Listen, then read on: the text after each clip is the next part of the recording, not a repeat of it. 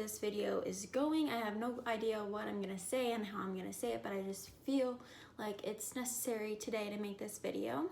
So to start, if you saw my Instagram on my story, this is the first day in 7 years, and I hope that this day lasts 7 more years and the rest of my life, that I will not be on a meal plan anymore. So if you didn't know about me in my past, I've been struggling with an eating disorder for about 8 years now. It started in 6th grade. Some girls in my choir class made some comments about my body that really just made me question myself and my self-worth and my self-acceptance, and made me just feel different around them, and I felt like I needed to change something I was doing in order to mold in to the idea that they shared with me that I should look like. And they compared myself to someone else right away. They were like, oh, you don't look like her, you can't do this, but she can. And it just became a very toxic environment. And when I started having those insecurities and those doubts, I started to observe a lot of things around me. So I kind of noticed I was the only kid really bringing a lunch from home, and a lot of the girls who I sat with were just getting some things like in the lunch line and just snacking on some things. So I'm like, maybe it's my eating, like I don't know. So I was so young at the time too, I didn't really know what the consequences would have been of my actions, but it went on for about 2 years when I was just really observant, and I really just analyzed every single thing that I was doing and how that would impact my body or my appearance or anything like that. And so it just got really bad over those 2 years when I really just restricted everything out of my life, and I actually ended up in the hospital for 10 days on bed rest.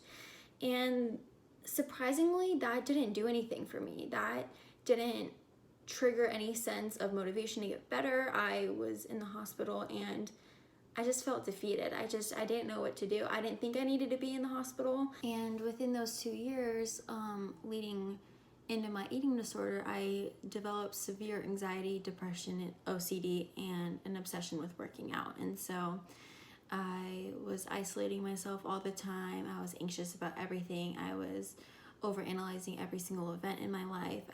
I got really bad OCD over some things, and I was trying to work out at any point that I could. So just for trigger warnings, I'm not going to say anything that I did, but I was doing really secretive stuff working out, and I was always trying to find a way to go the extra mile. And I just became this very toxic person who was very dark and scary to be around. I made the environment around me so horrible because I was in such a miserable place, and I hated myself and I hated where I was at.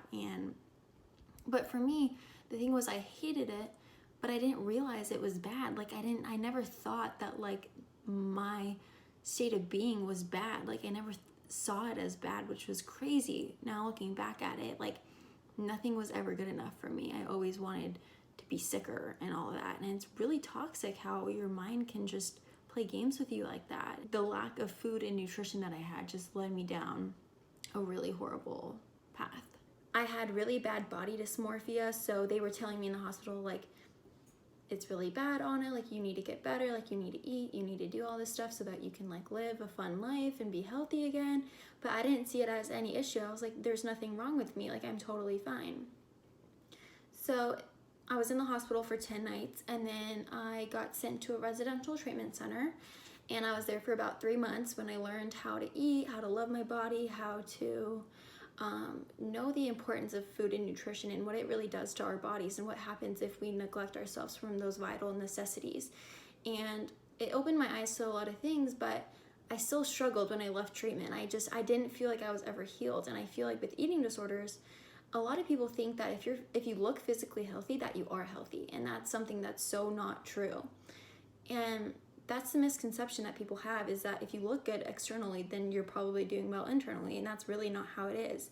I continued going to treatment for about 5 years after therapy, and I felt defeated. I was like, nothing's working for me. I'm still rigid. I'm still controlled and obsessed with food. I don't do social things anymore because I'm afraid of like what food's gonna be there or if I'll eat it. Because when I was in my eating disorder, I just started to develop fear foods, and those were foods that I would steer away from, and those were foods that were bad foods. And no food is bad. It's just when you're in that state of mind, you kind of see everything as like a threat to your body and to your soul and to your appearance and stuff like that. So I strayed away from some foods that society claims are bad for you, and that's a whole nother topic I could talk about forever, but we won't get into that right now. And so when I was in my eating disorder, I was obsessed with food and calculating the calories and looking up places. If my parents were like, oh, we're gonna go out to dinner, I would right away go online and look up the nutrition calendar and find that and see if I wanted to go to dinner or not. I was obsessed with working out. I was a cheerleader at the time, and that caused a lot of issues too, because cheerleaders, as you know, wear booty shorts and half tops, and it's a very competitive, a very rigorous crowd in cheerleading. It's just a lot of comparisons can happen, and it can be healthy for some people, or it can be really unhealthy for people going through something that I was going through. And so I became obsessed with like doing extra at cheer. So if my coach said we're doing a full out stunt routine, I would add tumbling and I would go full out. I would do everything above and beyond. I would go the extra mile. If the coaches were like, oh, don't do this or else you're gonna condition, well, sometimes I wouldn't do it so I could condition and train my body harder. So it's just a bunch of like negative cycles. I did a whole bunch of like secretive stuff growing up in my eating disorder, and it just was so not healthy. And now that I'm in a better space, it's really hard for me because I loved myself before I had my eating disorder. And so right now I'm really struggling with accepting the fact that I let myself have an eating disorder, because without letting myself have an eating disorder, I don't know if these past 7 years could have been so much better than what I experienced. So I hold a lot of guilt and shame in allowing myself to go through what I went through. I really loved myself when I was growing up. I never had insecurities about my body. And when I was younger, I was so easy. I was so flexible. I really didn't care about anything. And I feel like right now I have a sense of a lost identity because I loved myself when I was younger. And the moment I started letting my eating disorder control my thoughts and my emotions and my feelings is when I started to hate myself. And that's why I'm so mad that I let myself get an eating disorder and I let myself go down that really dark path, because maybe I could have been so much better if I was strong enough at the time to not let that impact me so much, to not let those comments impact me so much. And like, I wonder how much better could my life be if I never got an eating disorder. And through talking with therapists and everything, we've kind of concluded that, well, I always tell them I'm chasing my 12-year-old self. I'm 19 years old right now and I'm chasing my 12-year-old self. I was really athletic growing up, so I was very muscular and stuff like that. I played 7 sports and tried everything, and I think that now I'm just chasing my 12-year-old self in the feeling that I had in that body, and I hold a lot of shame and guilt that I let myself go down the path that I did.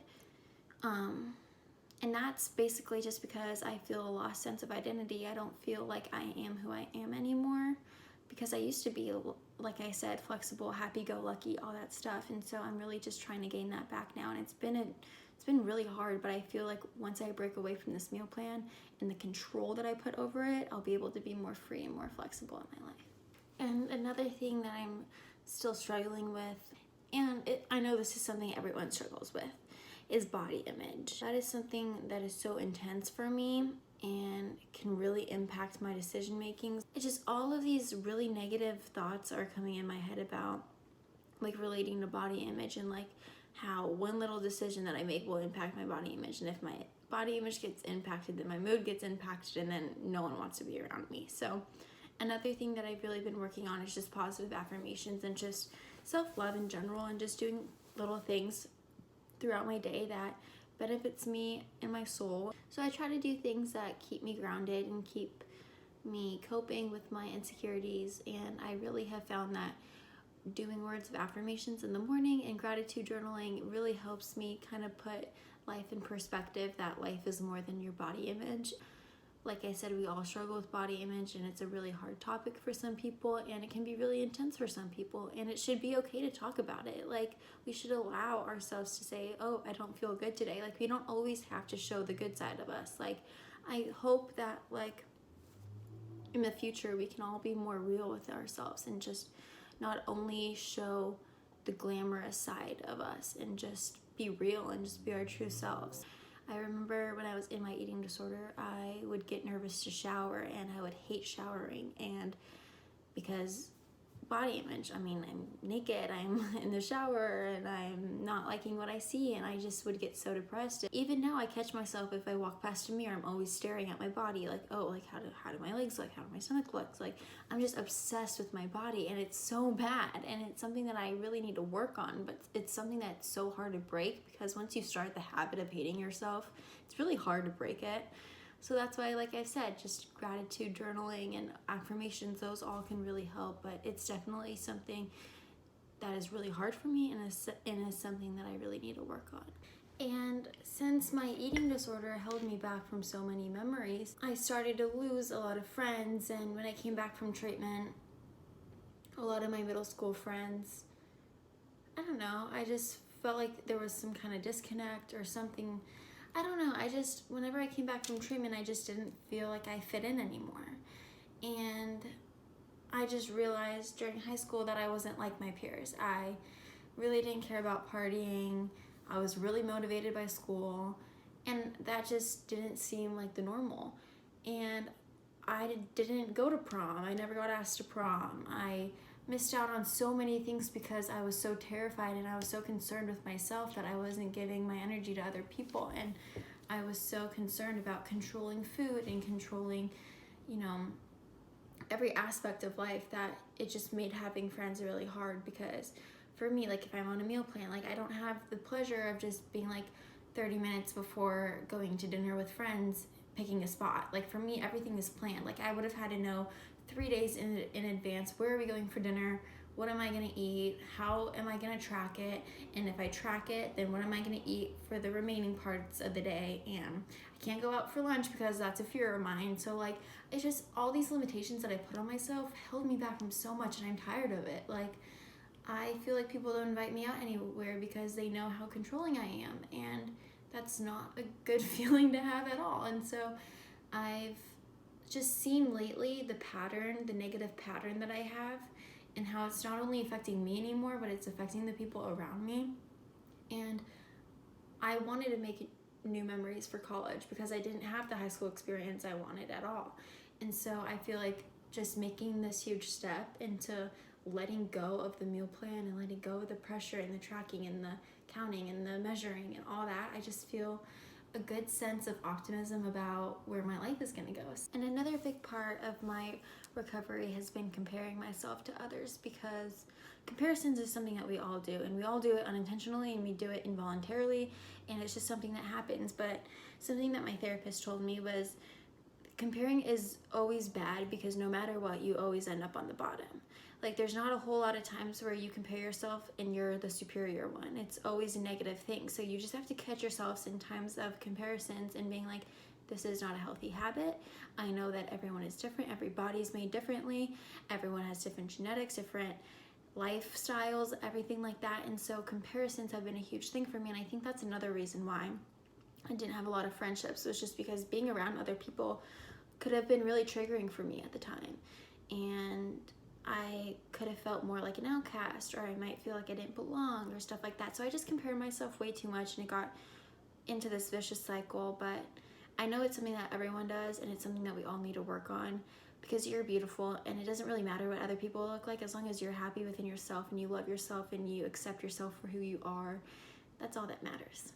And I feel like it's good to make this video because National Eating Disorder Awareness Week just ended, and I kind of felt motivated to have like a lot of change in my life. And so I figured, when would be a better time to challenge myself than at the end of NEDA week, and go off my meal plan and just see if that allows me some more freedom, some more life, some more memories. I've missed out on so much things because of my eating disorder in the past 7-8 years that like I don't want to waste another minute. And I just noticed how it makes me isolate and all this stuff, but I was so controlled by food that like if I couldn't plan it or if I couldn't calculate it, I wouldn't do it.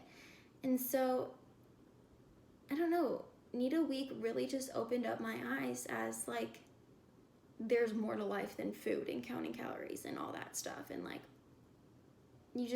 And I think I just realized how draining it was for me, and it was more harmful than it was good. Like, I thought it was good that I was calculating everything, that I was weighing my food out and having the same amount of protein, carbs, and fats every single day. But it really just turned into this negative cycle, and I was obsessed with calculating out my days. And like, I would sit here on a Monday and I would plan things for next Tuesday, and I would plan my meals for next Tuesday and for the week leading up to then. So it's just really obsessive and really not healthy. And so I just figured, like, it needs to be done. Like, I'm not going to be doing this when I'm 30 years old. So, like, if it doesn't matter then, why should it matter now? Like, if I'm looking long term, what I'm doing right now, I don't like where I am right now. I hate it. But I wasn't doing anything to change it. So now I'm finally taking a step and having enough courage to do it. And I just hope that if anyone out there right now is struggling, that you find the courage and you pray and you just find your strength and just do what you need to do to get out of your funk or out of your situation, because you are so powerful and you can do it. I think the biggest thing for me is to let go of what society says is acceptable. There's so much science behind food and nutrition that, like, people just will randomly say things and not have the evidence to back it up. So don't believe everything that you read on the internet, honestly. But another thing that was shocking to me was, I know I'm not the only one struggling through this, and it was really apparent during NEDA week, because I saw people posting stories and stuff like that about National Eating Disorder Awareness Week, and it really opened my eyes that so many people struggle with this. And what's really saddening is not a lot of people talk about it, and not a lot of people feel confident enough to talk about their experiences with food or disordered eating or eating disorders and stuff like that. And so it really put into perspective that, like, there's such a stigma around mental health, and it really bothers me. I've been wanting to make a video like this for so long, but I was afraid that people might think it's me wanting attention or sympathy or pity or anything like that, but it's not. I just want to be real with people. And I hate how society now is so glorified and so glamorized, and everything has a filter on it, and that's something that I'm a victim of. Wait, did I say that right? I don't know. But that's something that I do. I only post what I feel confident in. I only post things that have filters on them. And I'm really tired of doing that. So I think from now on, I'm just going to be my raw self. And if I'm having a bad day, I'm going to post about having a bad day, because that's true. People have bad days, and not every single day is unicorns and rainbows. And so I think society just needs to be there for each other and not criticize each other, and not think that people are asking for attention if they are coming out with their raw feelings and their raw self. Like, we all need to be more true in this world, and we all just need to have, like, genuine feelings and be able to speak how we want. Okay, now I feel like I'm rambling, but, like, I really just wanted to make this video to open up about my past and hopefully inspire other people to challenge themselves to get out of their comfort zones this year, and just challenge themselves in stuff that has been freaking them out for a long time, and just making that extra push to do it. Because for me, a challenge is super hard for me, but once I do it, I feel so good. But it's the process of leading up to doing it is what's terrifying, but you just have to do it. So, like, I really hope that watching this, you feel motivated to fix maybe some of the issues that you're having, or challenge yourself to do the opposite of what your mind might be telling you. Like, for me, I was like, oh, I have to have a meal plan, or else, like, I'm not gonna eat, or like, I have to have a meal plan, or this is gonna happen. And that's what kept me from going off of my meal plan. But then I just had to switch my mindset and being like, but what if not having a meal plan makes my life 10 times better? And I don't even know that, because I'm too afraid to try. So if you are having a challenge that you're struggling with, I really motivate you just to push yourself and try to get over it, and try to push yourself into becoming uncomfortable, because change doesn't happen when we're comfortable. It's the moments when we start to allow ourselves to become uncomfortable is when change happens. So I really hope that you have the motivation to change, and I really hope you reach out to anyone if you're struggling, or if you need anything. You can always message me. I'm always here to support. We're all in this together. I really just want our society to come together and become closer with one another, and just support each other. And yeah, so I know this might be a little all over the place. I didn't really know what I was going to be saying when I started talking, so I'm going to edit this and figure out what goes where. But hopefully this was somewhat beneficial, and I really hope everyone is safe, happy, and healthy. And thank you for watching this video.